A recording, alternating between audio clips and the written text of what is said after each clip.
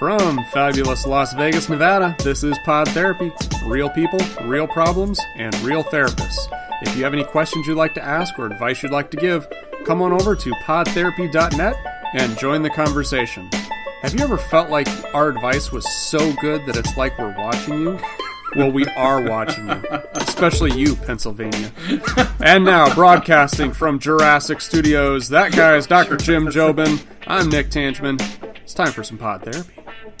So I assume that you're referencing the letter that we got on Facebook. Wasn't that so cool? That was funny. That was really funny. So if you guys don't follow our Twitter or Facebook, we got a letter from somebody on our Facebook that said, hey, I'm a new listener to the show. I'm just kind of cruising through the back catalog, and I'm from Harrisburg, Pennsylvania, and all of a sudden I'm listening to an episode where you guys literally dedicate the entire episode to Pennsylvania. Yeah.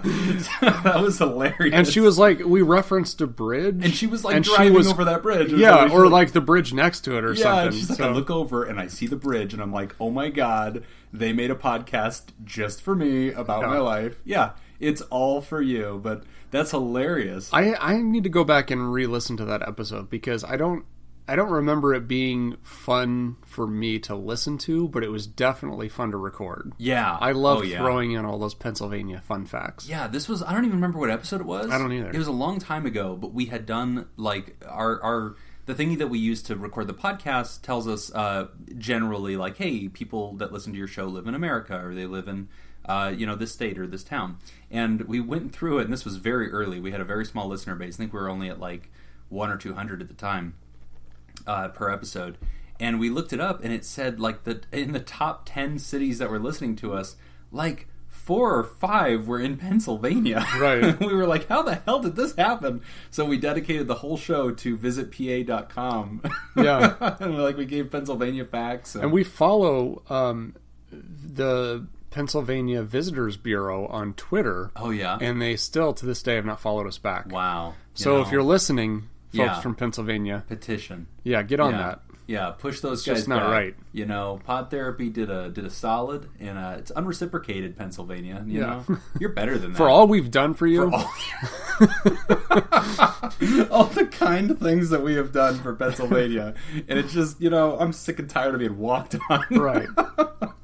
Well, thank you, Pennsylvania, and people from all over the world. We have Australian listeners that have joined the team and our Patreon. We have Canadian listeners.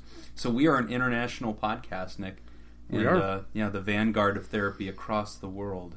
That was the vision. That was the vision. We wanted to be the world's Dr. Phil. If Dr. Phil and Dr. Drew got together and jumped off a bridge, the wreckage at the bottom is Pod Therapy. Speaking of which, we have exciting new information that just came out. And I'm going to actually unpack this because I really think this research is really, really neat. Yeah, this is kind of cool. It is cool. Yeah, it's a little bit different, but I really think it has interesting application. So basically, this new research came out. A study was published in the Journal of Cognitive Neuroscience. And what it did is it utilized an fMRI machine. So a lot of you guys have heard of this before, but an MRI machine, right? You go into the big tube thing, it makes big noises, you're not supposed to move. And it uses magnetism to essentially take a picture of the inner workings of your body instead of an X-ray. An fMRI machine is a little bit different. It allows them to take, instead of a snapshot, imagine it like video. Mm-hmm. And this was a game changer in the mental health world because we were able to monitor the brain and watch the electricity go through the brain. In real time. And so you could ask your patient a question like, hey, think of the color blue, and you could see which part of their brain lights up. They would do this also when studying a lot of addictions. Yes. Like they would actually put a heroin addict right. in there, and they could show video and stuff while they're in there. So and see where, and that's how we figured out it was like the nucleus accumbens. Yeah, and they were actually able to do really cool stuff like flash things on this screen so fast that the brain couldn't process, or that they couldn't recognize. The person couldn't tell you what they saw, but the brain reacted to it. God, so they would crazy. show just a picture of a needle or something like that, and it just started firing, and the whole brain triggered, but they don't even remember why. Yes, they can't explain what they saw. The fMRI method also taught us a lot about the concept of subconscious, right? Right. Because Freud was talking about this for a long time and trying to get everybody to understand that, hey, maybe there's multiple levels.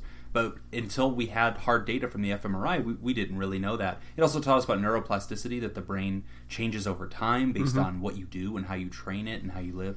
So I love this technology, and it always is revelatory when it does new things. So they just ran this new test, and I found this one really, really interesting.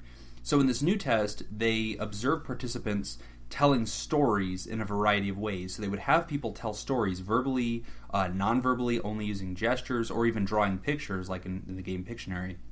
And the stories were extremely small. Like, it wasn't like, hey, tell us how you grew up. It was like a headline. Like, they would give you a headline, and you had to tell that story to somebody who didn't know the headline. And so it would be surgeon finds scissors inside of a patient, or a headline like fisherman rescues boy from freezing lake. And so what they were doing is they were watching where the brain lights up when they're telling or interacting a story in whatever method they're doing. And the researchers found that no matter what form of storytelling the participants used, the brain networks that were activated were the networks that are known to be associated with what's called the theory of the mind, which is the part of our brain that lights up when we are trying to simulate what another human is thinking. And so that's the part of the brain that lights up when we think about a character's intentions or motivations or beliefs, emotions, and actions.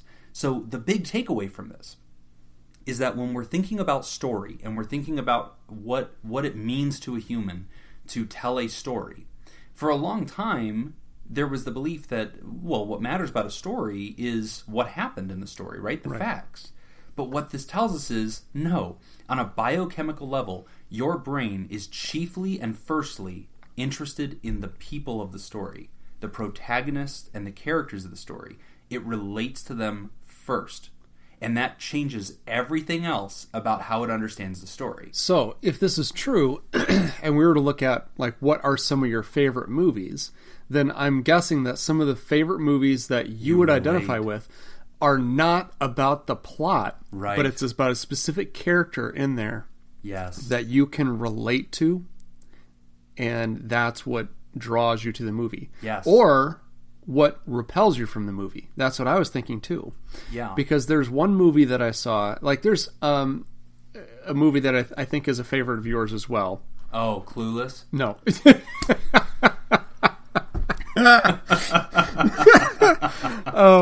Yeah. Dude, huge Alicia. You totally... She was robbed that Oscar. Yeah. As if. As if. No. Good Will Hunting. Oh, God, what a good movie. Yeah, so you and I can relate to that. Yeah. I relate. Yeah, I definitely relate to kind of the Robin Williams character and a lot of that, you know. But I've always related to the math genius of Matt Damon. Everywhere I look, I just see code. It's so weird. I mean, I was a janitor in Harvard for a while. Right, yeah. I remember you talking about that. Yeah. But also there's other movies that, like, have you ever seen the movie 500 Days of Summer?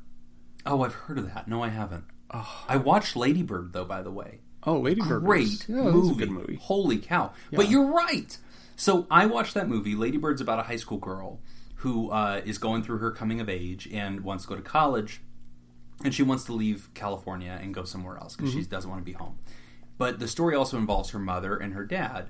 And my wife and I watched this, and because we're parents now, and because we have a sassy 3-year-old, we totally related to the parents. And like after that movie, I was like affected by the dad. Like I was just like, you know, I hope my daughter loves me. You're right. Yeah. I'm just trying to do my best. But what I think this research also teaches us is not just in art, though it has huge ramifications for how art works and how story works and how protagonist works.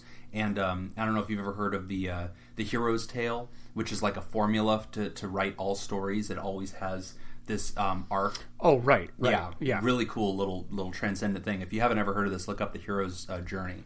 I've heard about this in relation to Star Wars. Yeah. Oh, yeah. You can take any story. Harry Potter, Star Wars. Except for the... religion. Except for the prequel. It always works. It doesn't work in the prequel. It doesn't work. It breaks down. Which is probably why it was a horrible movie. Right. Yeah. There's no room for Jar Jar Binks in the hero's journey. But... no, it's funny because it doesn't just teach us about art. It actually teaches us a lot as therapists, I think.